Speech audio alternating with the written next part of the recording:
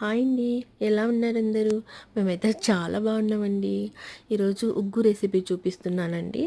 3 cup rice, 1 cup ఇది పెసరబ్యాళ్ళు, 1 cup masoor దాలు, 1 cup కందిపప్పు, మళ్ళా 1 కప్పు ఉద్దిపప్పు, మళ్ళీ సేమ్ క్వాంటిటీ ఒక 20 గింజంత బాదాము, మళ్ళీ అదే క్వాంటిటీ గోడంబి తీసుకోవాలా. తీసుకొని బాగా కడుక్కోవాలా. ఇంకొకటి మెయిన్ థింగ్ ఇంకొకటి ఏమంటే అజ్వైన్ వాష్ చేయకూడదు కదా, అది ఏం టైంలో అది యాడ్ చేసుకోవాలా. ఒక 2 స్పూన్ సరిపోతుంది. ఇట్లా మంచి క్లాత్లో ఆరిపెట్టేస్తే 2 అవర్లో ఆరిపోతుంది. ఇప్పుడు కొంతసేపు మధ్యలో మలియన్స్లన్నీ చూసుకుంటా ఉన్నాడమ్మ ఏం చేస్తా ఉంది అలా.